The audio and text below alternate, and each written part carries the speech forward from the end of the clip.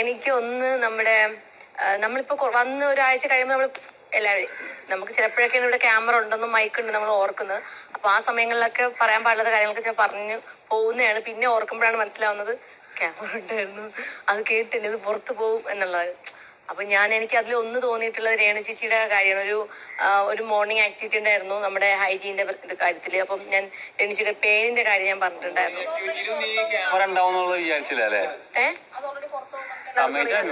ഏതാ അതെനിക്ക് പറയാൻ പാടില്ലായിരുന്നു, പിന്നെ തോന്നി എന്നാണ് ഞാൻ പറഞ്ഞത്. അതല്ലല്ലോ മറന്നുപോയ ആ ഒരു കാര്യം